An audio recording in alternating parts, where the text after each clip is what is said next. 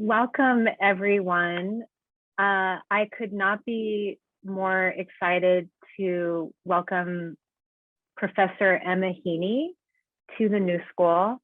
I wish she was here in person today, and I was sad to hear that she's actually based in New York and could have been here the whole time. But then again, we weren't able to have in-person events when we first had the idea of doing this talk. And I was in the middle of reading Emma's book, and I was just so thrilled by it. And I reached out to her to ask for advice about incorporating it into my class, gender, modernism, and sexuality. And then the idea of bringing her to our virtual campus came up. So she's just been a very generous interlocutor throughout this semester, and I want to thank her for joining us today. Emma Heaney is an assistant professor of English at William Paterson University, and soon she'll be joining the XE program at NYU. So for those of you who want to be following up with her in the fall, that's where you can find her. Her first book is titled The New Woman: Literary Modernism, Queer Theory, and the Trans Feminine Allegory, published in 2017 with Northwestern. Her forthcoming edited collection is entitled Feminism Against Cisness, and her current work derives a theory of transformation of queer and trans identities from works of literature spanning the long 20th century. Today, she'll be giving a talk titled Soft, Hard, Penetrable, and Capable of Penetration, Bodies Against Cisness. Thank you so much, Emma. Take it away. Hey everyone, thanks so much for being here late on a Tuesday.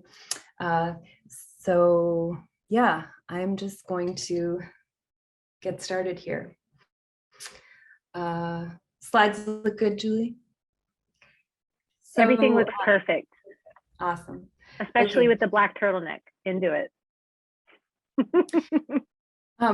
I'm zooming in today from unceded Lenape and Canarsie land in the so-called borough of Queens.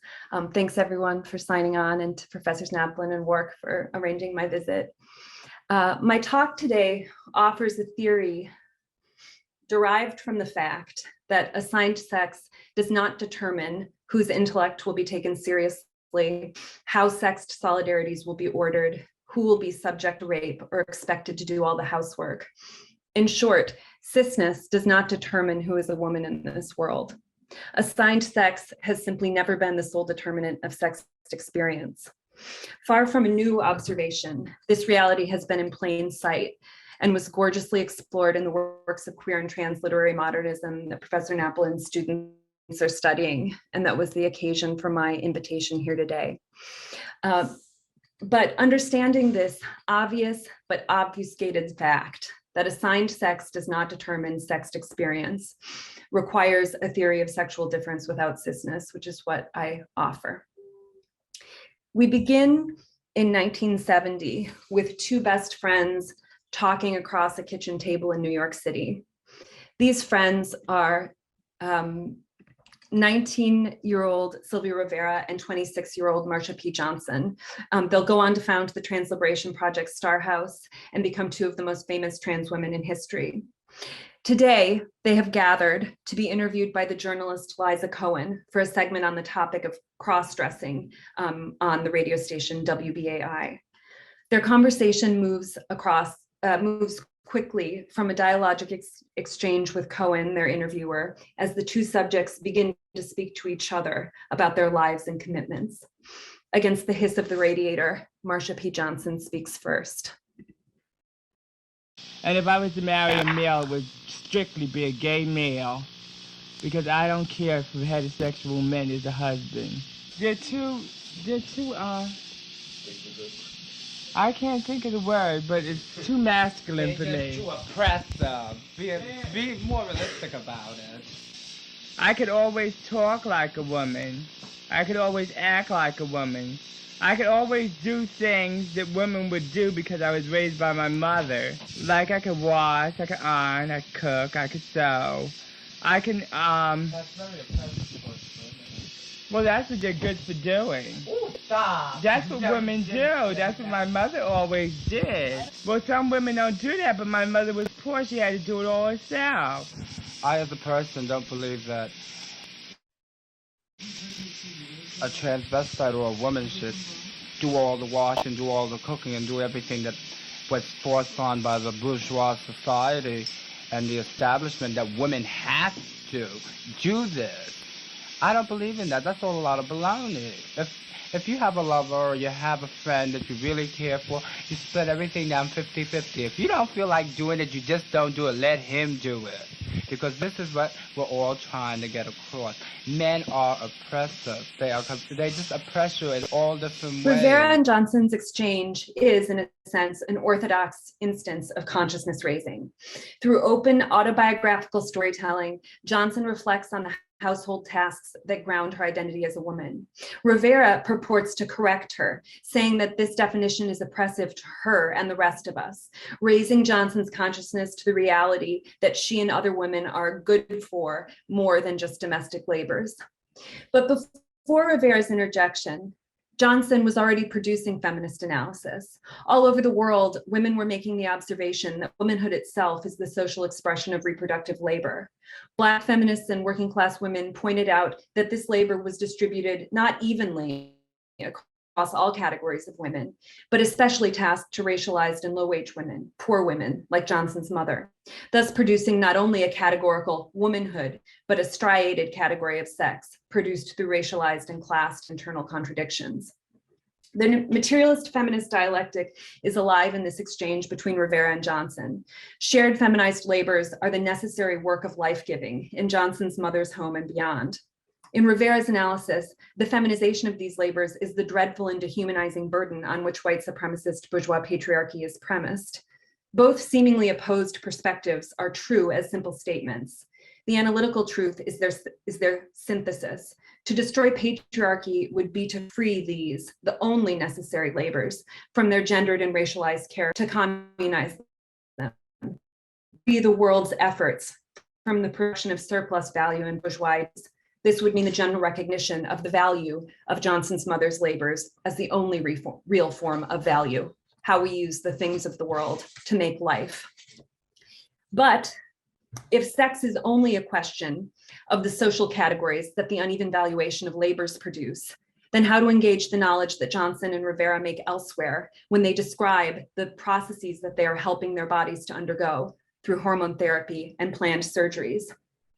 If the historical materialism of Rivera and Johnson's exchange speaks to the first point, an interview conducted by the historian Eric Marcus 19 years later, in 1989, speaks to the second,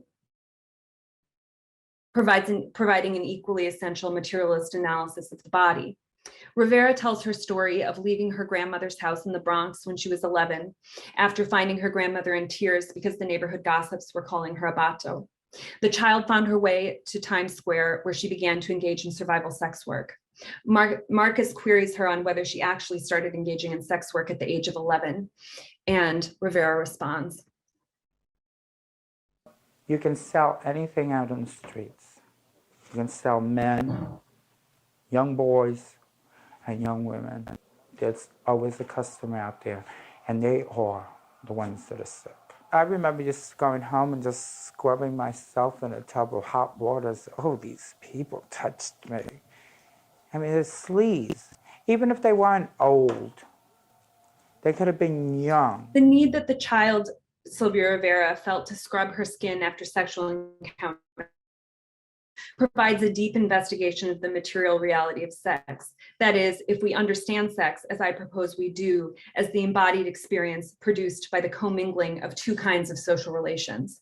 On the one hand, there are affinities that pull you toward identification with people based on their position in relation to the sex binary. This is how Marx and others come to understand their own sex. On the other hand, there are social relations that subject you to one or the other term in a symbolic binary of penetrator and penetrated. This is the distinction that sexes or sexualizes a body in ways that track you as female feminine or male masculine. To feel dirtied by sexual use, to need to trade access to one's body for resources, to be positioned as an object through which someone else can reproduce their own identity. These are the bodily sensations that define sexual difference for those positioned as the feminized, penetrable term in that binary. This social positioning has very little actually to do with the act of sex, although sex, sexualization, and sexual attraction are intensified points of articulation for this ideological positioning because the penetrability of the body serves as the organizing ontological premise for sex. Men, both cis and trans, can be penetrated and even invite penetration. But to be a man is to be able to escape association with penetrability as an organizing structure of your extrasexual social life, as a public quality, let's say. A man might even enjoy the most symbolically laden form of penetration, rape, but not wear a social identity that is haunted by rape, a disjointed gender experience that creates its own devastating emotional legacies. Conversely, a person might never have been raped, but wear a social identity that associates her with this form of penetration as she walks home in the evening to a chorus of catcalls or navigates daily gendered relations at work and in her private life. Rivera's scrubbing is then a practice of sexual difference, arising from the emotional and physical states that attend feminization. These do not fully adhere to the body's life experiences and communal histories of those assigned female at birth. It was Rivera's minority, her race, and her trans femininity that subjected her to the conditions that made her feel the need to scrub. The interview places this practice in the context of her broader vulnerability to arrest, assault, maltreatment in sexual relationships, and rape. This vulnerability is produced by the transversal relation between the different terms of her identity. Her race and transness foreclose her from the kind of protections that a white supremacist society purports to provide women and children, implicitly defined as cis and white. This and similar materially grounded experiences provide the context for understanding the social practices that cis society views as the actual markers of Rivera's gender, that she is drawn to the feminine name Sylvia, to feminine kinship terms like mother and half-sister in struggle, to pronouns she, her, hers, and to feminine clothing, hairstyles, and makeup. We're left in need of a theory composed of two modalities of materialism, historical materialism and the feminist materialism that emerges when historical categories order the way our bodies feel in the world. This theory reflects the reality of sex as not natural, not even necessarily uniform or consistent over time, but yes, ontological, to the extent that it's an experience premised on this symbolic ordering of penetration, to the extent that sex is felt, sensed, experienced on the level of the substance of the body. This is over and against a false ontology that approaches, for instance, the vagina as the singular site of sexuating penetration. We need a theory of sexual difference without cisness, and the following tries to provide a systematic outlining of such. An ontological nature of bodies in general is that they're penetrable. Sexual difference is the partitioning of bodies into penetrator and penetrated, an ideological ordering premised on the denial of universal penetrability. This binary does not adhere consistently to any type of body as we've seen, or even necessarily consistently to any individual body. Your sex can change regularly to the extent that the same person can occupy the position of masculinist personhood during one period in one relation, or even in one moment, and then be positioned in as a feminized non-person, excluded from being in another period, relation, or moment. A white woman can flex her personhood by degrading a woman of color in a misogynist way, be she coworker or employee, even as she herself might be subject to tonally similar degradation in other contexts. A man of color might be punished or even killed for representing the very kinds of masculine qualities that protect and privilege his white male peer. A transphobic woman can call attention to the genitals of a trans person and experience for the first time the thrill of engaging on the masculinist side in the long-standing misogynist tactic of calling embarrassing, feminizing attention to a woman's genitals. One sex is the sum total of all these machinations, with the hierarchy of masculinity over femininity and the maintenance of masculine priority for those in positions of class and racial power as the stable social field in which these oscillations operate. Okay.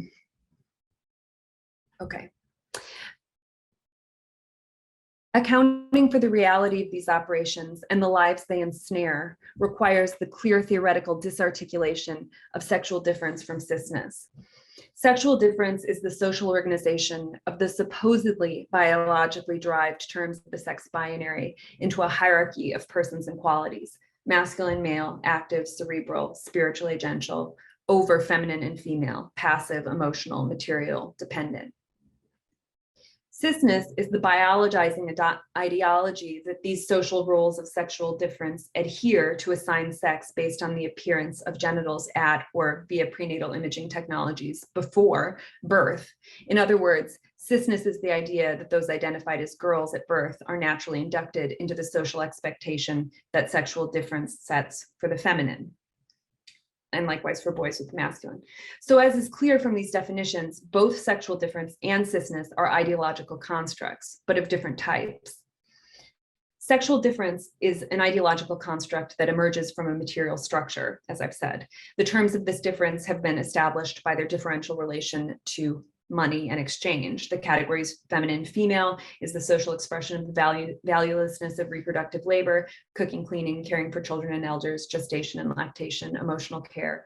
All of these activities are associated with wageless work and are devalued both when unwaged and when they are waged as feminized service sector jobs.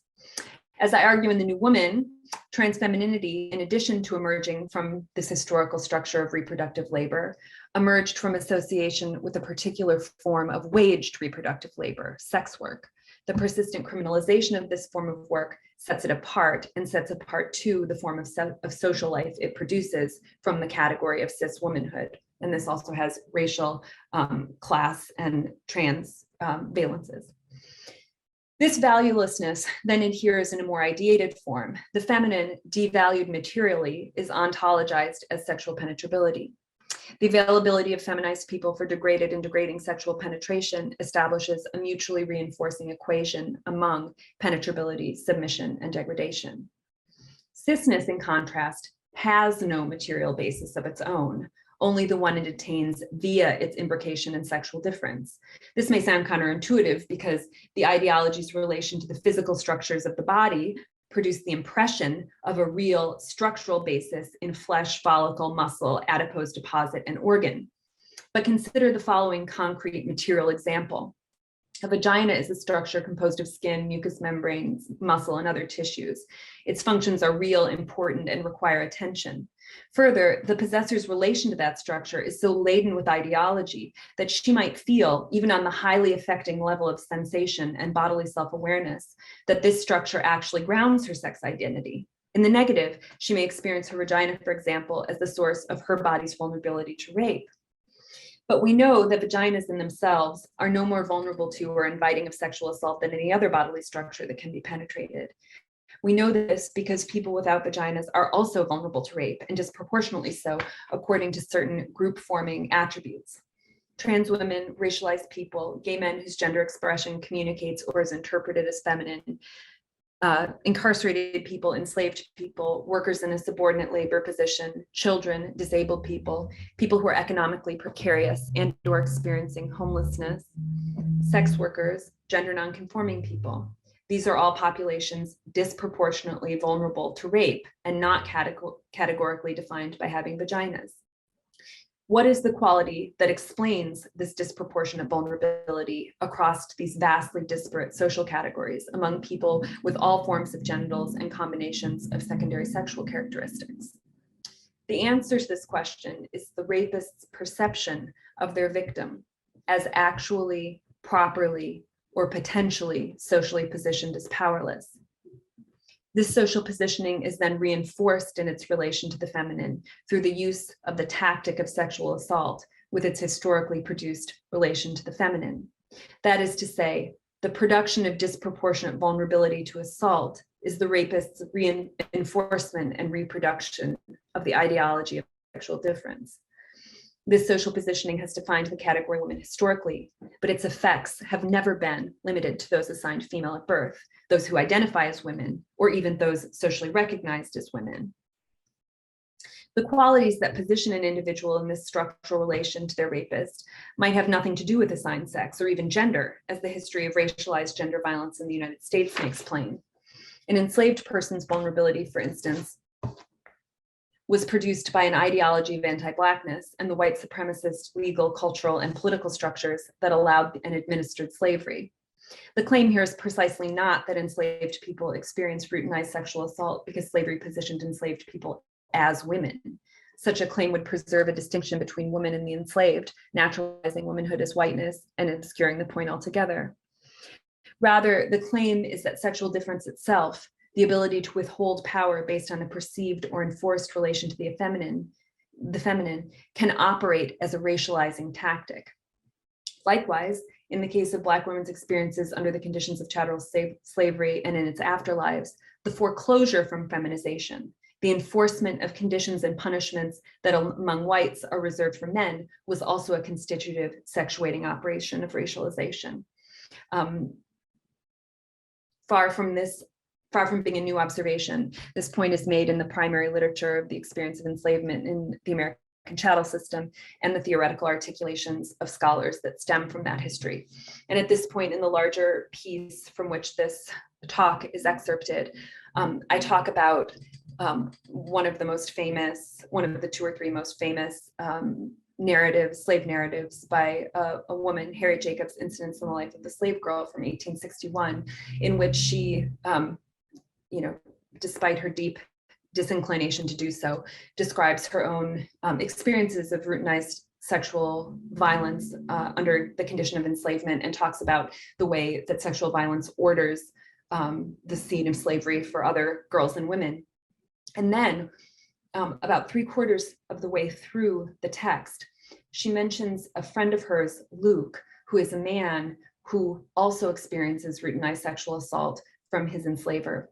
And so I talk about the way in which that the solidarity bond that is produced in that narrative between Luke and Harriet Jacobs vivifies this question of sexual difference without cisness, right? That they're, despite having different bodies, the use of sexual assault as a racializing tactic produces solidarity between them, deep solidarity and empathy. And it's because she knows how it feels, all of it. So sexual difference serves not only as a structure of bodily dispossession and social violence, of course, but also as a structure of pleasure and identification. Here too, while sexual difference orders social relations, cisness is not sovereign. In the positive, women who have uteruses and ovaries are encouraged to view these organs as the source of experiences of maternity. Anyone who mothers a child who mothers anyone whom they did not gestate knows the ideological nature of that claim. But mothering, the provision of care associated through history with gestators, is marked as feminine by this historical accretion, regardless of who undertakes that role. Therefore, as communist feminist and person on this Zoom call, Sophie Lewis argues, mothering is a form of labor, a verb over and against the noun mother. The verb, quote, Lewis, designates people who do mothering without necessarily being mothers. This is the anti-essentialism that has too often been misconstrued as essentialism. To say that fatherhood is a relation of property and mothering is a practice of care is to say that these sexed roles are fully circumscribed in the changeable conditions of history. It's also to say that these maternalist activities do not spring from any particular configuration of somatic traits, but from the activity of those who do the work of mothering. This is a more elaborate standard beyond gestating or bearing the legal designation of mother. The social value accorded the work of mothering is set by sexual difference, but cisness does not determine who mothers. Such a theory also clarifies the operation of bodies. Luce Irigaray theorizes woman as the reality of sexual difference against the masculinist consolidation of the subject as singular, possessed of bodily integrity and agential. This distinction is produced by the projection of woman as absence, both in an existential sense as non-being, but as a sex in the physical sense, marked by the absence, the passivity that this masculinist logic projects onto the structure and manifold activities of vaginas. In fact, Irigaray theorizes The feminine is the multiple, the internally different. The vagina as metaphor speaks to this diffuse, proliferating difference, the paradigmatic form of which, for Irigre, is sexual difference. Sexual difference without cisness allows us to name the historical reality that this internally different Irigrean vaginality, a feeling of diffusion both in sexual sensation and in identitarian sensation, to feel different even from oneself, as Irigre says, has never been restricted to those assigned female at birth. So perhaps this argument feels remote from the novels that you've read in Professor Naplin's class. So let's consider two examples from modernist novels that examine, or that I'm going to say examine, sexual difference without cisness.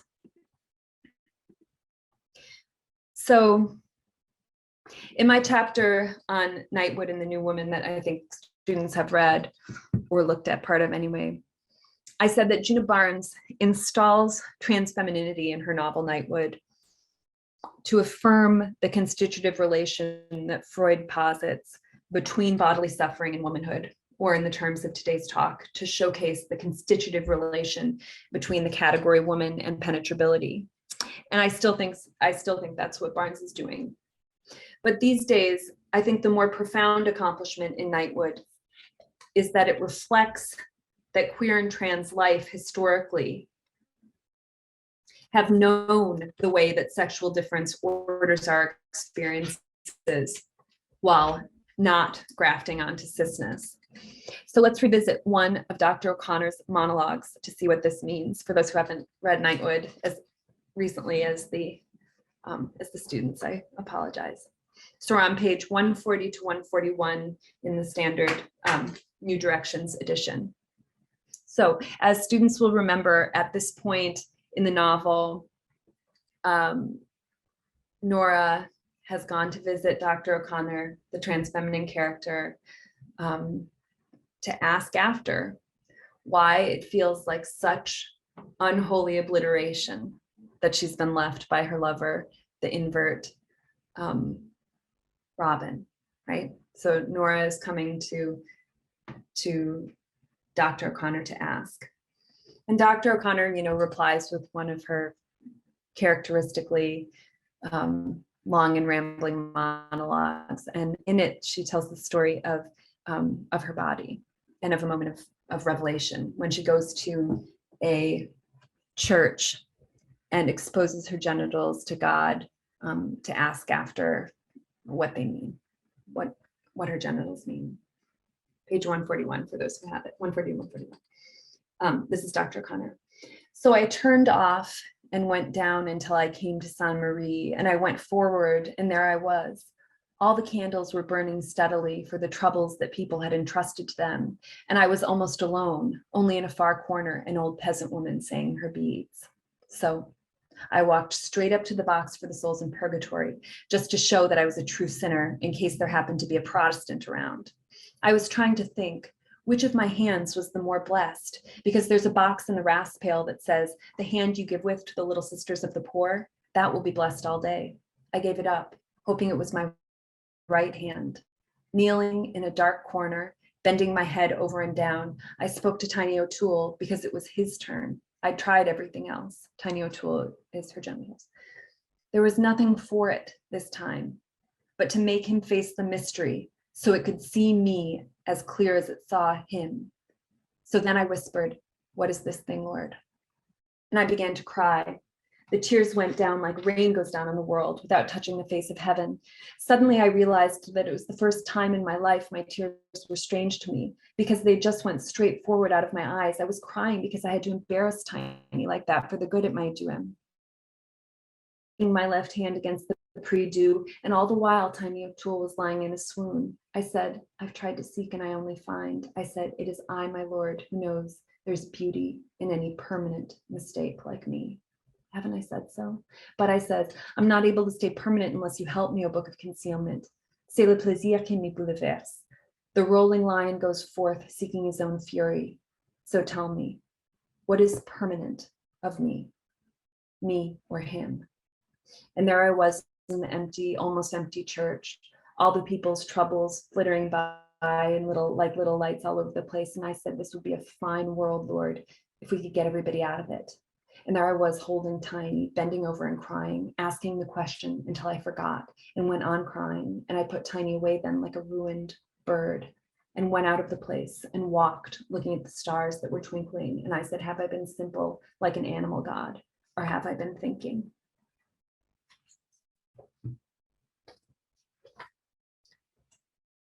So in response to this inquiry about the nature of inverted desire and suffering, Dr. O'Connor gives this gorgeous investigation of living under the regime of cisness. What is permanent, she asks. This womanhood that I know and live and bear the weight of, or this body part that the world assures me places me on the other side of the world from the one I know to be my home. For this character, gender dysphoria is a matter of the world here, not a matter of the individual body or soul.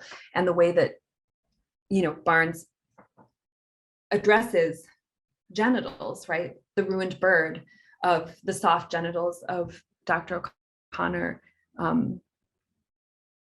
is part of that. But the point of my talk today, the theoretical import of sexual difference without cisness, is the fact that cisness does not order bodily, the theoretical import of the fact that cisness does not order bodily experiences is not just true for trans people and fictional characters. And the non-cisness of bodies is not a plight or a source of pain. Consider the relation between this passage that we've just seen from Barnes and one of the most famous scenes from Zora Neale Hurston's Their Eyes Were Watching God, published in 1937, a year after Nightwood. In this scene, the protagonist, Janie, is sitting on her front porch, explaining her life to her friend Phoebe, and she begins that story with her first experience of desire, lying under a pear tree in bloom, right? One of the most famous moments in early 20th century fiction. So she's sitting on a porch with her best friend, speaking to her friend, and she reflects back on the first time she experienced desire. Janie is the protagonist, Phoebe is the friend. Phoebe's hungry listening helped Janie to tell her story. So she went on thinking back to her young years and explaining them to her friend in soft, easy phrases, while all around the house, the nighttime put on flesh and blackness. It was a spring afternoon in West Florida. Janie had spent most of the day under a blossoming pear tree in the backyard. She'd been spending every minute that she could steal from her chores under the tree for the last 3 days. That was to say, ever since the first tiny bloom had opened. It had called her to come and gaze on a mystery, from barren brown stems to glistening leaf bud, from the leaf buds to the snowy virginity of bloom. It stirred her tremendously. How? Why? It was like a flute song forgotten in another existence and remembered again. Why? This singing she heard that had nothing to do with her ears, rose of the world, was breathing out smell. It followed her through all her waking moments and caressed her in her sleep. It connected itself with other vaguely felt matters that had struck her outside observation and buried themselves in her flesh. Now they emerged and quested about her consciousness. She was stretched on her back beneath the pear tree, soaking in the alto chant of the visiting bees, the gold of the sun and the panting breath of the breeze, when the inaudible voice of it all came to her. She saw a dust-bearing bee sink into the sanctum of a bloom, the thousand sister calyxes arched to meet the love embrace, and the ecstatic shiver of the tree from root to tiniest branch, creaming in every blossom and frothing with delight. So this was marriage. She had been summoned to behold a revelation. Then Janie felt a pain, remorseless sweet, that left her limp and languid.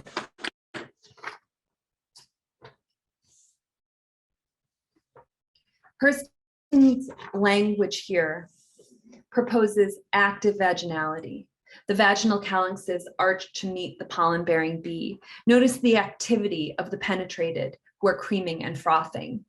Heaney witnesses this, and it clarifies for her that desire is the diffusion of identity, of sensation. As a female-assigned, female-identified, man-loving woman character, this is available to her. Like for Dr. O'Connor, the eruptions of the body defy the constraints of cisness, even as Heaney's experiences everywhere else in the novel are all about what it feels like to be treated like a Black woman in the world and history, sexual difference without cisness. Taken together, these works demonstrate that genitals in themselves as structures don't create a binary of experience or identity. In other words, the freedom that trans people have been made to represent is in fact a general freedom. It's available to everyone. We're living through, in this moment, an intense backlash against the social visibility of trans people. This backlash operates through a broad transnational coalitional campaign to disappear trans people from public life and representation, focusing their efforts on children first. Eliminate books about trans and queer people from libraries, eliminate healthcare, eliminate restroom access, eliminate participation in sport, squeeze the life of trans children to the point where it's impossible. Consider this document of the last tactic, this coordinated effort to have state level bills that will prohibit trans girls and women from participating in high school and college athletics. This is a photograph of a photo op from Iowa Governor Kim Reynolds signing such a bill to prohibit trans girls and women from participating in athletics. This photo op has rightly been viewed as an example of white cis people oppressing trans girls for the benefit of cis girls. And for this reason, for many people, myself included, this is a bone-chilling photograph. The photo communicates, here we've amassed the normal people, white, aesthetically uniform, gender normative, feminine but not excessively so. These are the kinds of people who can have childhood, who can make people proud intergenerationally, who have healthy, able bodies. These are the protagonists of women's freedom. But for a moment, let's not assume the cisness of the girls who've been gathered in this photo op. Let's try thinking about this object as an expression of discomfort at the ways that girls' sports do allow for the expression of the non-cisness of all bodies. Let's understand the photo op as a desperate attempt to reassert the ideology of cisness, not just against the new visibility of trans youth, but against the very bodies of the children who've been gathered here, whose muscles and identities developed on the track, in the pool, in the weight room, trouble the line of sexual difference. Over everything, let's understand this as a desperate attempt to assert a categorical distinction between cis girls and trans girls. Because feminism, as the coming together of women, also troubles that line. Cisness is the counter-revolutionary force that restabilizes patriarchy when under threat by female solidarities and self-assertion. Because who is outside of cisness? The epigraphs with which I began demonstrate a lineage of the answer to this question.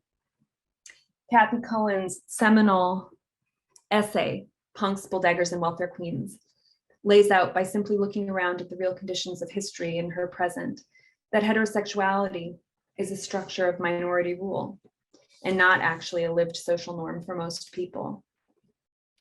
The essay springs from Cohen's resistance to the way that white queer radicals in the early 1990s were drawing an antagonistic political line between queers and straights, or breeders in the misogynist parlance of the time. Looking around her life and the people in her neighborhood, or in the neighborhoods where she felt safe and seen, Cohen noticed that there was no such easy line between queer and straight. Black women, Black families, and other people of color were held outside the protections of heteropatriarchy as overtly as queer people, taxonomized by gender and sexuality through terms like welfare queen, as categorically as any subgroup of queer people. Rather than the fact that there was no such easy that there was such an easy antagonistic line only when race and class were taken out of the equation. That fact, rather than dissipating the force of political resistance to heteropatriarchy, for Cohen, expands its force, indicating that the material basis for a web of solidarity that reached the vast majority of people. To adapt Cohen's essential formulation, we might ask, who is on the outside of cisness? The literal answer, every single one of us, because even those who are called cis or who call themselves cis for means of political reality in the present, only own that title through the maintenance of nervous denial about the ways bodies work. Groups of people are radically differentially socially positioned in relation to the universal non-cisness of bodies. People who are racialized, working class and poor people, people with disabilities, and most overtly, people who are called trans or gender nonconforming. These are the people that are made to bear the weight of the universal non-cisness of bodies because they are made to represent it. But then, who is outside of sexual difference? The answer is none of us. Cis or trans, non-binary people, women, men, the sex and gender experience of all is devilishly bound by this symbolic field. Billy Ray Belcour is talking about the act of sex when he says, sex is one of the few social interactions I choose that reminds me of my unending penetrability. In his book of essays, A History of My Brief Body,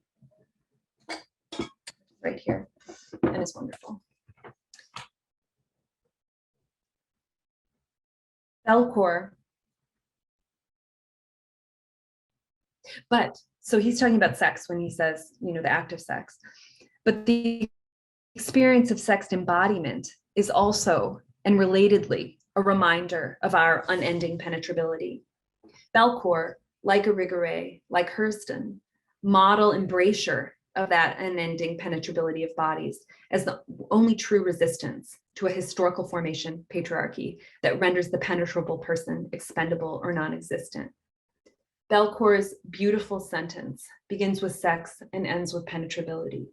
I choose is the hinge at the center. To be able to choose how we all manage our penetrability is one way of stating the goal of feminist political struggle. And this is a question of material concerns and liberatory practices. All liberatory practices invite us to surrender identities and receive solidarities as compensation, a fact that the right-wing derision of identity politics makes difficult to see. Our identities name not who we are outside of history, outside of historical conditions, but who we're with, not who we are, but who we're with in the movement of history.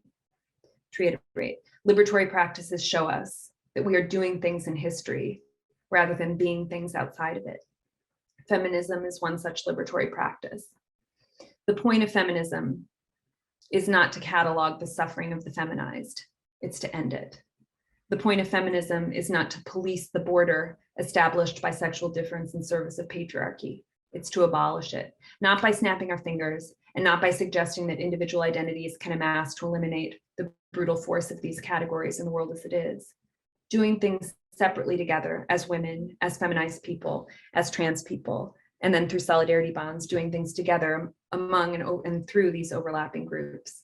That's how history moves past the cut of sexual difference. And cisness is our target, not our tool in that effort.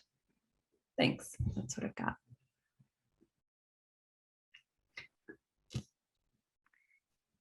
Thank you so much, Emma. It's fabulous. I hope the different parts of that hang together. They do. Yeah. I mean, I think we can all talk about it. Yeah. I'm just going to let people take it in for a second.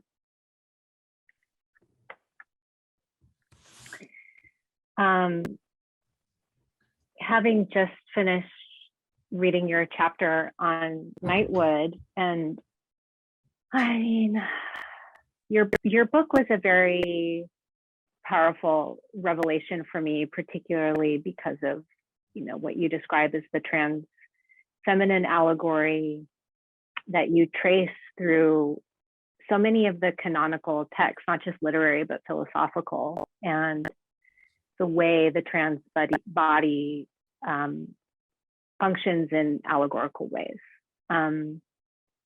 including in people like Butler, and that was very revelatory for me.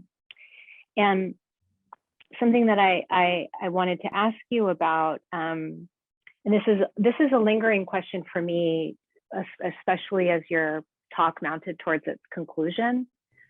You know, what in your view is the basis of solidarity and a feminist solidarity?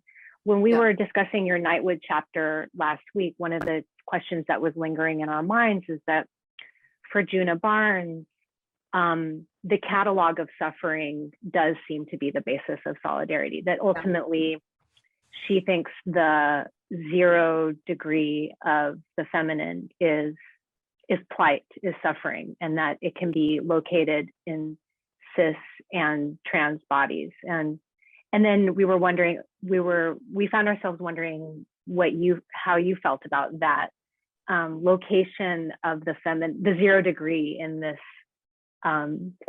condition of plight. But you say at the end this beautiful point that the point of feminism is not to catalog suffering. So I'm just wondering if you could speak a little bit to how do you imagine solidarity, and what is the ground of solidarity in feminism today, if it's not suffering? Yeah, well, I mean, I think the way to answer that question is to look at political solidarities and try to understand how those practices of solidarity produce the like identities of the people who are experiencing those solidarities, right? So like you would look at different. So I think that the point here is not to sort of distill a theory of what should make people feel kin to each other, but rather to see where people feel kin to each other and to sort of like submit to the knowledge produced by those solidarities. So I'm just trying to, I mean, the answer is in like the Women's Caucus of the Amazon Union on Staten Island, right? If there is such a caucus, or in the Democratic Caucus in my own union, right?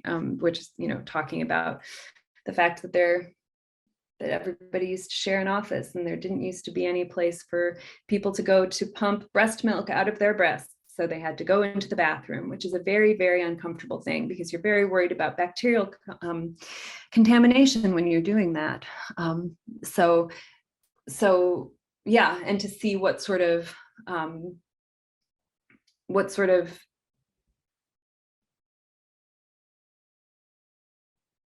difficulties and struggles people are trying to address politically, and see how solidarities organize themselves around that. I mean, in Sophie's work, for instance, the relationship between, and in other people's work, both political and writing work, the relation between gender affirming healthcare and abortion, right, is such a material and obvious and true material relation. And so what I'm trying to think about is what kinds of how can we think of sex and sexual difference as an intellectual or as a theoretical category that can help us understand that solidarity, or again, looking at this photograph of all of these young white girls in Iowa, right? Think about how what's being produced there is a sense of the sort of claiming of injury, and using that as a way of grounding some sort of claim to political action, right? One of the most difficult and distasteful and heartbreaking elements of this whole thing has been the way in which the derision and targeting of trans girls has been presented by adult women as a sort of I mean, it's almost like they can't even do it because it's so absurd as a claim, but as a sort of feminist victory. They standing up for the oppressed or so on. So anyway, those are just that's what comes to mind when you ask, like, what is solidarity? Solidarity is what it does, and you can just like see, and we should all be looking everywhere where we can to see what it's doing. And that means like political organizing, but it also just means like the way we feel together and the way we support each other or fail to support each other, and need to examine our own lives to see how we can support each other better. And that's kind of what I mean by this. And that's why I like care about, I mean, apart from just the beauty of it from Nightwood and Their Eyes Are Watching God, like what I like about them so much is that you see that genealogy. You see Janie and Phoebe sitting on a porch together, and that the sort of intensity of their passionate love for one another is the substance of sex, right? It is the substance of their bond as women, as Black women. Mm-hmm. Anyway, a beautiful materialist answer. Yeah. Anyway. Yeah, and both of those scenes are so dialogic. They're premised on the dialogue and what's coming about through that process. Relation. Yeah. I wanted to hand it over to Zoe Greenwald, a student at the New School who prepared a couple of questions, and then I see Masha has her hand up. Zoe, I'm just going to turn it over to you for a moment, and then Masha, I'll add you to the stack. Thank you. Yeah, hello. I'm interested in, yes, I'm interested in when you mention Harriet Jacobs and the kind of, like you were saying, solidarity, which exists there. Are you thinking through this as a sort of affect theory? And how you also mentioned like talking about Rivera, you mentioned skin as a material there. And I'm interested in the relation between the kind of affective bonds that work in this setting, and skin as a material, and what kind of technologies are at play there. You also mentioned genitals and the body as sort of latent technologies.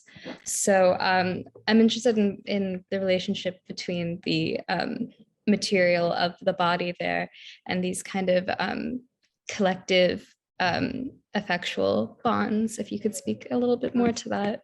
That's such a beautiful provocation.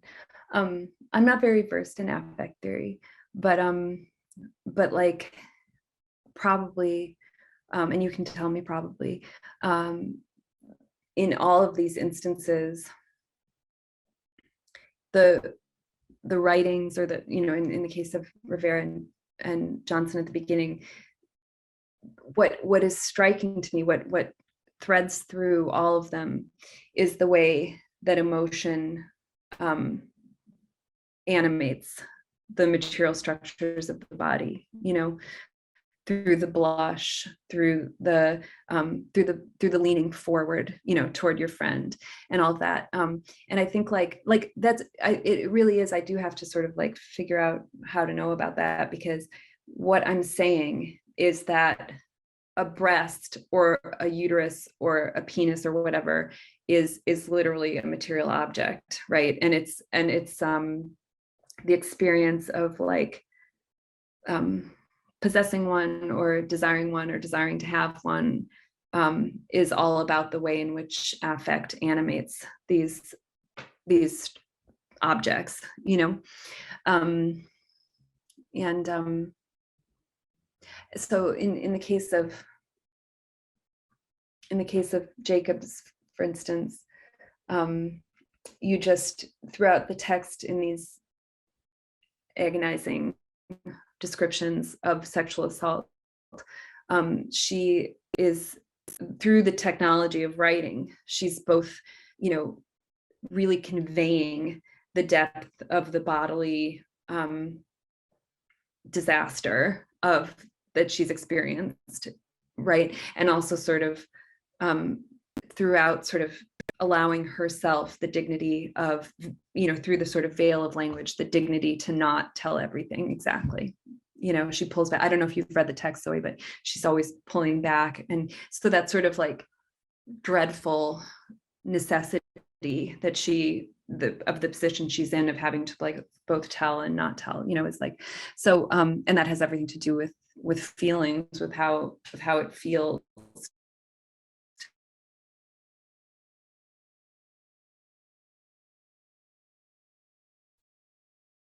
That's been done to one's body. I'm not sure if that helps the way, but that's what I'm thinking. Butler makes the point that it's not without a lot of effective and psychic labor that a body part materializes. Yeah, totally. Yeah. Mm-hmm. This whole project sort of stems from that moment at the beginning of Bodies That Matter, where Butler's like, I just tried to think about a body and I like couldn't think about it. Do we remember that? Perhaps for those of us who know that. Yeah. It's like, but I think we really can think about it, in my view. Sorry, Zoe, anything that I missed? No, thank you. Yeah, that was really helpful, especially thinking through the body as object here. I think is as material object is really interesting and opens up a lot of really exciting possibilities. Thank you. Masha, do you want to chime in now? Is now a good time? My question was a little bit of a follow-up to your question, Julie, but I think we can, loop around back to it in a certain way. Emma, first of all, thank you so much for this talk. It is so generative and lovely, and I'm hoping that it's going to be published somewhere where a person. Well, I have news as of today. Oh, fabulous! This is the book. Yeah, for the book today. Oh, wonderful! Oh, really? Oh, great. Yeah. Oh, right. Yay! We can celebrate that with you. It's an edited collection. Yeah. It's an edited collection. It's just this is my intro though. Yeah. I mean, I have an edited collection too. I think edited collections actually do our real work for us, because a monograph is so much that it kind of kills us along the way. But anyway, so I have been for a long time worrying about and it's a little discipline specific, but I've been worrying about the usage of the word feminization. Partly, I think it's a really ugly word. But in my discipline, I'm a medievalist. It's also generally used to mean disempowerment, often even as a synonym for disempowerment. And occasionally, very occasionally, what happens is when we say feminization about a male subject, it allows us who are always looking to queer things to queer the male subject, because in becoming disempowered, he becomes feminine. This is when my kid needs me. I'm going to ignore her. This is going to be terrible. Let's see how bad it gets. Okay, so I was just wondering, first of all, like what you think of that whole kind of move, the kind of feminization equals weakness move, and how that might be different from feminization as penetrability. Yeah. Which I think is the really, like, to me, that was a really interesting contrast that I actually really want to think about and work with. I'm so sorry. Hold on. Ugh. Sophia.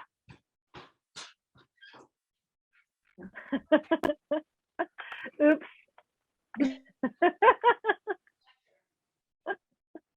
We just put a question. I am so Shall sorry. I take, Julie, suppose I shall take another one while Masha's I'm back. I'm back. I'm so sorry.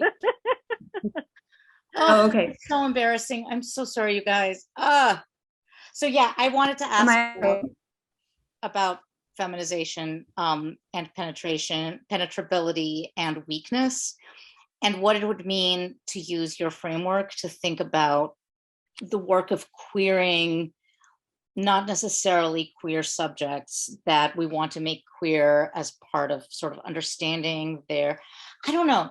The other part of it is is there a way of thinking about femininity as power rather than weakness? So penetrability makes it sounds a little bit like we're talking about weakness. I teach this really obscure little essay called On Circlusion that is about the power of being penetrated. Do you guys teach that? It's a really great little essay. I don't know if that has gone anywhere but this like one online journal, but it's called On Circlusion, and circlusion is apparently the word for the power of being, of the orifice that is penetrating. Yes. Mackenzie Wark has put the name of the author, which I was afraid to try to pronounce. I'm gonna write that down. Yeah, so that's another way of thinking about penetration, and I was wondering what that might do to this thinking about femininity, penetration, and weakness. So that's basically the three words, and I'm so sorry I got interrupted by my kid, you guys. I'm like so not worried about it at all.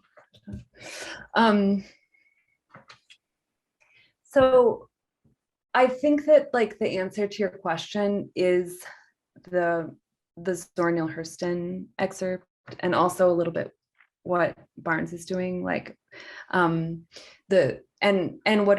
Rigre is doing, right? That the idea that penetration is weakness or is violence, again, is only a connection that exists through this very persistent and unfortunate social structure that of sexual difference,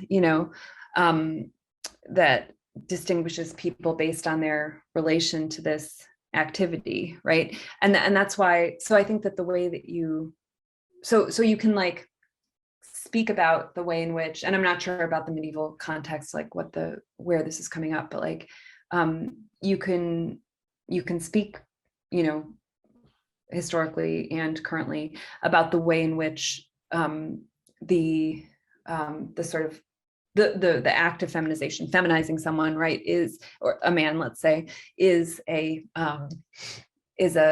practice and tactic of disempowerment, right? That's like a real fact of the social world. But then you can talk about actual bodies and experiences, and note the like wholly fictional relation between penetration and powerlessness. And so that's what I'm trying to do in this work. One of the things I'm trying to do. And I think, like the Billy Ray Belcourt thing says, right? Like penetrability can be chosen, it can be beckoned. It's an act. Being penetrated is an act, as I'm sure this essay points out, the one that you cite.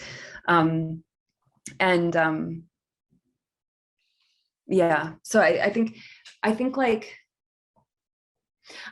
the sort of underlying thing, though, is to just not resist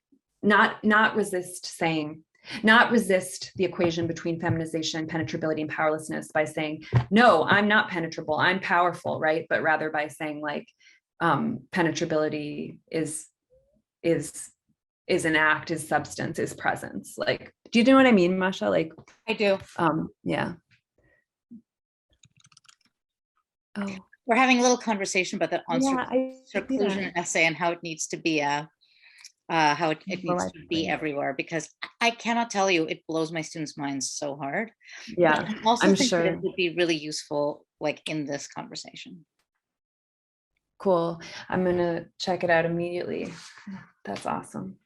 Okay, question from Jack. I was really interested in your bit on identity and history, that identity names who we're with in history rather than who we are outside of it. And I'd love to hear some elaboration on that.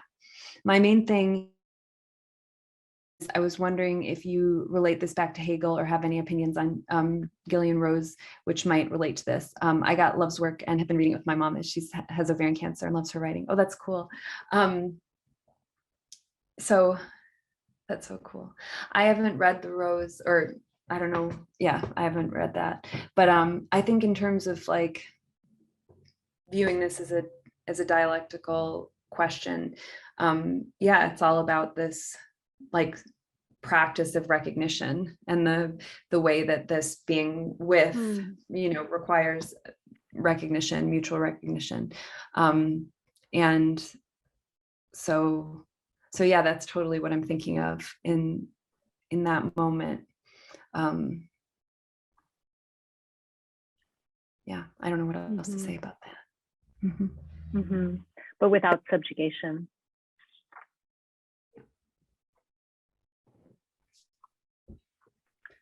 Oh, sorry, were you going to say something? Oh, no. Yeah, this is so hard on Zoom. Other questions, thoughts out there in the ether? Any of the students want to talk about Nightwood at all, or did you guys? That would be great. You guys get to learn more as you went? Oh, you know what? Actually, my colleague Rose was raising her hand, and then okay. I'm putting the students on notice that they should ask a question about Nightwood. No Rose, thanks for coming. My pleasure. Thank you so much for this beautiful talk. I'm completely new to queer studies and trans studies. To be honest, I'm learning from my students. And but I'm trying to catch up and keep up with them. So I guess for me, I'm just really curious about, I guess the vulnerability really is so striking to me. And of course, when vulnerable subjects are kind of caught in a spiral, because you not only have institutions against you and systems against you, but even the language itself seems to be against you. And I find that when I'm talking to my students, that I'm like wrestling with the language. And I was just curious about how you navigate this, because I saw you. It's almost like it's like you have all these different pieces of the puzzle are almost like in tessellation, like they fit next to each other beautifully. It's like, so I was just curious about, because I'm a translator as well, so I was curious about that, like how you translate, how do you speak about this in regular language, which you give this beautiful example with the dialogue of the two friends, but then how do you talk about this in a more armored language, which is theoretical? And so I was just curious about your struggles with language to talk about this. What is nice question. The like way that I deal with it in the sort of theoretical bit, that sort of first part, is by trying to just be as direct as possible, and also, and like, it's not so direct if you haven't, like read like materialist feminism or these things, but if you have, I just try to be very direct, right? Like there's this idea that having to do certain kinds of labor is the material basis for woman, and then you notice the ways in which these social categories that have material bases, and that and so on. So there's this like real desire in that sense to be very like curt and direct, and like just I'm just like telling you what it, and also very strident, you see, like which is a new thing for me, because my first book was all about the sort of like limits of abstraction and limits of theoretical ways of being. So I've like done this new thing in this new work, which is to be very like strident in this way, and then like the work of examples. Like, you know what I mean? Like, there's no way that I can adequately, and as a translator, you'll be especially sort of sensitive to this, no way that I can like, just say, like for me to say, vaginality is an active state that produces, that is understood through the rubric of internal difference, right? Is something totally different from just showing what Hurston does in this scene of sexual awakening for her character, right? So I guess like this, thank you, this helped.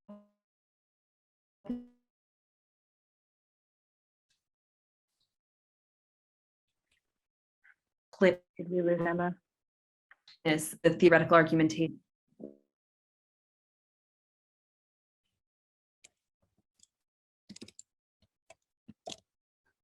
Yeah. Language is against you, so literature can help a lot. You were cutting out a little bit, Emma. Oh, okay. Here, let Yeah, me. maybe just restating the last part. Oh, okay. So I'm just gonna get my chair. One sec.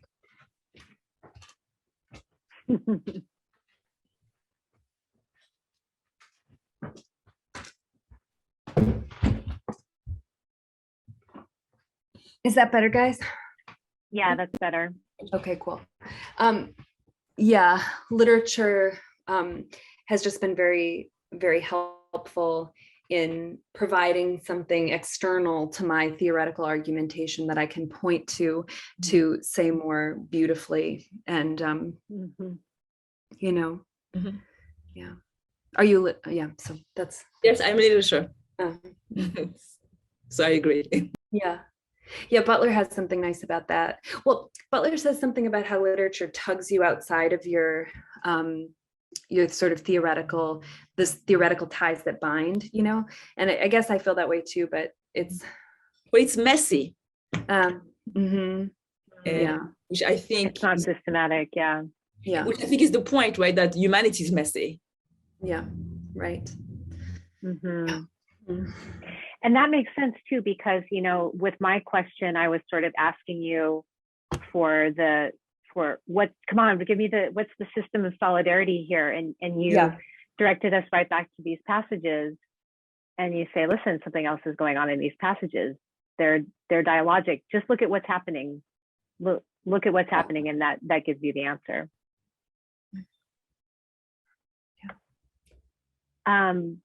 Nico, is now a good moment? Yeah, sure. I am in modernism.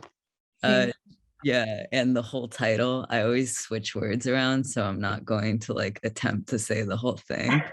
But I had a question about Nightwood. Yeah. Dr. O'Connor, like a self-descriptor that really stuck with me because it's like it comes up a few times in the book, is a girl that God forgot. And I was, first of all, absolute like banger in a literary sense, but like, yeah, thinking of that, and I was wondering what your thoughts on that phrase in relation to like sort of like the dissonance between how suffering is cementing a form of womanhood and how that suffering is also distancing the doctor from womanhood. And like, I see exactly. Yeah, how the phrase being a girl God forgot has to do with that. I don't know if that makes any sense as a question. No, that's absolutely perfect, right? This idea that what Barnes is doing with the trans feminine is suggesting that there is this like commonality of category and of experience between, like, Dr. O'Connor feels for Nora, feels at, you know, like they have a commonality of experience, but then also there's this difference of experience, right, imposed by the trans femininity of one and the cisness of the other. And I think that they're just like, I just think that so much of Dr. O'Connor's like endless talk is about like absence, the presence of anyone to receive that, to listen, to hear, right, to reflect back the commonality that she feels. She's just going to speak and speak and speak and speak and speak and speak and speak, right? And like, that's a beautiful example. The other, and she'll just, and she tucks into her long monologues these little formulations like the one you cite, or another one where she says, if you know, I should have been a woman following behind the soldiers going to war, right? Like suggesting like this like sex work sort of paradigm. Or, you know, if I came around again, I would be you know, a woman with a womb as big as a king's kettle. And so there's always these like nonsensy like elements to them, but she's just like, again, exactly as you observe, like spinning out all of these different ways to name both the commonality, or like that, to name trans feminine experience, right? That she both has this like bond of solidarity and similarity, and this like, yeah, this like being like sort of marooned with no one to accept her her solidarity, with no one to voice solidarity with her, you know. And this is what makes Nightwood different than like Jean Genet, which is another, you know, I write about Genet's Notre Dame de Fleur. In that in that book, there are people to accept, right? When the trans feminine character speaks, there are other trans feminine characters to like receive and like shade and like cackle and like do all these different sort of like mutualities. So yeah, I'm the woman that God forgot, right? She has a million of those little phrases to name who she is, you know. And it's both about like connecting to Nora and to other women characters and also naming that difference. Yeah, thank you, Nico. So in that way, just to chime in for a second, I can see where there is a kind of subterranean Hegelianism here, you know, in that the call with no one to receive it, yeah, the pain of that, that there's, yes, one can engage in self-naming, but perhaps a bond, to be a bond, has to be mutually inflected in some way. I'm not sure if you agree with that. That's just kind of what I was hearing and what you were just saying now, which is what makes that image that you showed a moment ago with, you know, the bill being signed in Iowa all the more painful, because you can almost hear the sound of that image of its lack of recognition, its unwillingness to receive, its unwillingness to hear, this like wall dropping down. I that's not a question. It's just, I guess it is sort of a question. Like, am I hearing you right? Yeah. I think, I mean, I think that photograph, that photo op, I really think that, you know, we're living in this extremely particular moment where that photograph is about saying no. It's about saying like we've seen on television and so forth, and you know, and you know, my students in their northern New Jersey high schools like talk about like trans girls being around and like, you know, and them being trans girls in high school and it just being like a normal, you know, whatever, they're just like living. And then so I think that photograph and a lot of this moment of political agitation is about saying there will not be a relation of reflection between cis girls and trans girls, or among trans girls. Trans girls will not be, you know. Yeah, and so yeah. Yeah, so if you deny the relation, right, you're denying being. I mean, that those two go hand in hand. Yeah. Are there any more questions out there in Zoom land?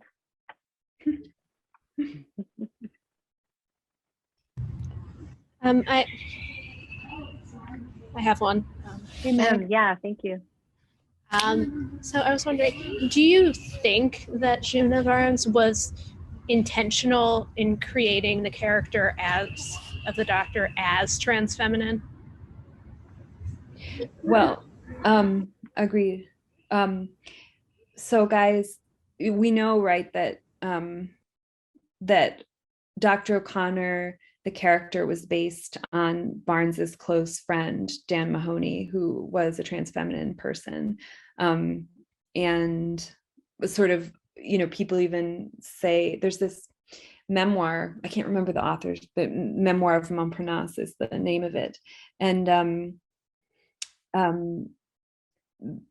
it says that basically Juno would take notes while Dan Mahoney was like speaking, like that this sort of like monologue style was sort of Mahoney's style of speaking. And so, yeah, I mean, I think that it's empirically so. I mean, I think that you look at sort of the ways in which she, Barnes, that is, you know, snakes through her depiction of Dr. O'Connor all of these sort of indications of trans feminine life. She talks about, for instance,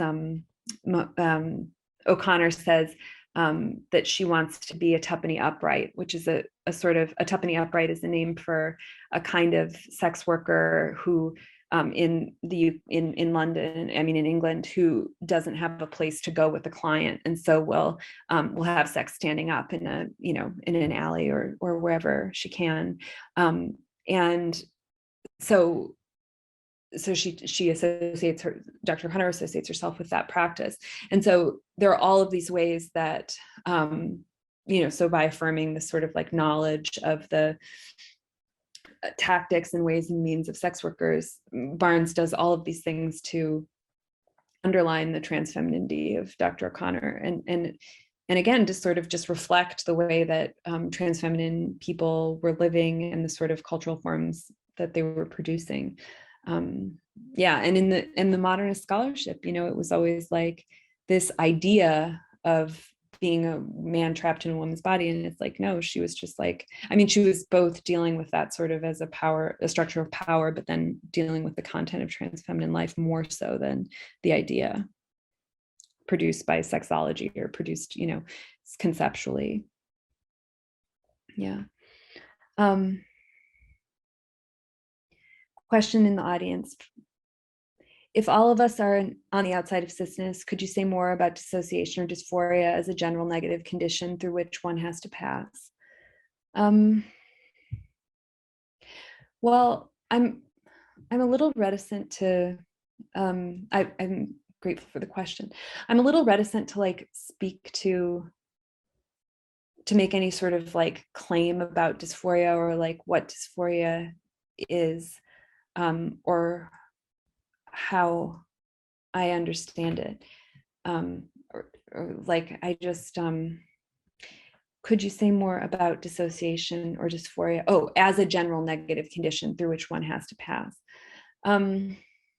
Like the claim, just to say, the claim here is not that like cis people who in this world as it is are cis, like have dysphoria, and that like everybody has dysphoria equally, or like that experience is an equalizer as an experience. I don't think that's true. I think that like we can look at the way in which social structures produce, exacerbate, intensify people's feelings of discomfort in their body in various ways, right? And that's like in a lot of different ways that we're made to feel uncomfortable in our bodies, right? And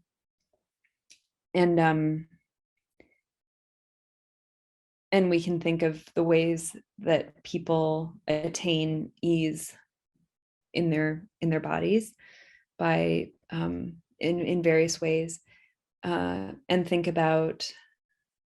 So I don't. Yeah, that's all I can sort of say about it. That it's that people need different kinds of medical care and different kinds of practices and conditions to feel comfortable in their bodies, and some of those kinds of medical care and practices are, you know, are called trans medical care, and yeah, that's how I'm sort of trying to think about it. Sorry to the person who asked that question if that's an unsatisfactory response. I think that's helpful, you know, and it was revelatory for me in your book when you make the point, like, listen, dysphoria is not the 0 degree of transness. Right. Not every trans person experiences dysphoria. That I think that was an important point, and I think I appreciate what you're saying here, that different people require different kinds of care. Yeah. There's another question in the chat. Oh, okay. In your book and in a previous talk, I remember you talked about the value form. I was wondering if you have any thoughts on work that people usually group under that name, thinking of people like Kozuano, Heinrich, Rubin, to some extent, just a random assortment, but I'd love to know what programs you look to for inspiration. I'm not familiar with a lot of those thinkers. I think like the most influential thinkers for me on the subject have been like Marxist feminists like Maria Rosa Della Costa and Sylvia Federici, other thinkers, Angela Davis, feminists who are thinking through reproductive labor and the histories of racialization and feminization through theories of the value form. Those have been the most generative for me, or the ones that I'm most in touch with. Yeah.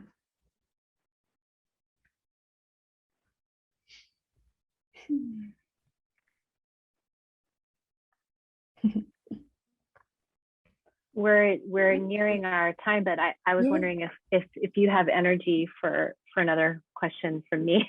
Oh yeah, sure. Oh, okay. Yeah. It's a joy. I was just thinking about how Butler, especially in Bodies That Matter, one of the ways that they define materialization is through reference to citationality. And that's a point that Butler makes early on, that materialization is sedimentation, and one of the ways that sedimentation is achieved is through citationality, and specifically citation of the law. So and the various ways that one might fail to cite the law, and that's where Butler becomes very interested in those kinds of slippages that emerge in the failure to cite the law. But I was thinking back to the previous question about if all of us are on the outside of cisness. One way of talking about cisness in that way would be what Butler would call the law. Yeah. And various degrees of citing it, but for it to be cited, it has to be, if not a priori, at least it has to exist to be cited. Although there are all these ways where Butler shows that citation is what actually brings the thing that's being cited into existence. So yeah, I'm just wondering if citationality, if that's being put aside here, if there's a different way that you're turning to materialization that would no longer really be understandable through that kind of framework of citation and the law. Well, I think like what Butler provides us there are the tools for understanding how power works, right? And how, like, you know, I mean, and the law is like, in the case of cisness, is like extremely literal. You know, it's about like getting your driver's license or getting your birth certificate, or, you know, being stopped by a cop and having, you know, worried about, and, you know, filling out paperwork when you, you know, have a child and go away from the hospital, or all these things, all these ways in which gender markers are used bureaucratically to manage life. And I think like, so, you know, we can think about that reality of the ways in which sexual difference are materialized through these endless grinding bureaucratic and legal systems. But then we can think of the force that bureaucracy is trying to contain, right? And the force that bureaucracy is trying to contain is this entire history of the non-cisness of bodies, of the non-cisness of the actual solidarities that survive and battle these bureaucratic attempts to like manage and delimit life. And so that's a very like big conceptual answer, but it's just like not to like, I think it's important not to just think about power, but to think about what what power is trying to contain and deny and abolish from this earth, you know. And that's and so that's what sparks me, like thinking about the history of these histories, like thinking about Marsha P. Johnson and Sylvia Rivera sitting across the table from one another, and and helping each other to live, and and all these beautiful works of art that give us access to the way that non-famous people were like speaking with one another and holding each other and helping each other throughout history.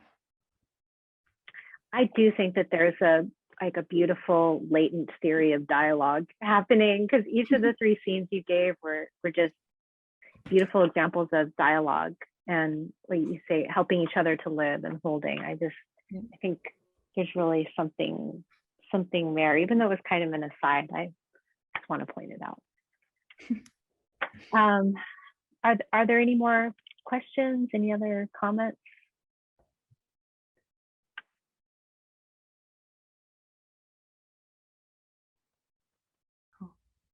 Just reading Sophie's note there. Yeah. Okay, people. Thank you so much. Yeah, Emma, thank you so much for joining us. And it's been such a pleasure to be sitting with your work this semester, because we read the introduction early on, and then we returned to Nightwood, and now here you are in the virtual flesh. Yeah. So it's wonderful. And thank you for delighting us with this fabulous talk. Okay. And yeah, and hope to meet you in person soon. Yeah, totally. And students, if you want to come over and say hey at NYU, just, I'll be around probably for the rest of my life. So yeah, we'll bring you back for an in-person talk another time in the future. Cool. Yeah. Do you want to hang out for a minute, Julie, just to say hi after everybody hops off? Okay. Yeah. Cool. Bye, everybody. Bye, everyone. Thanks so much.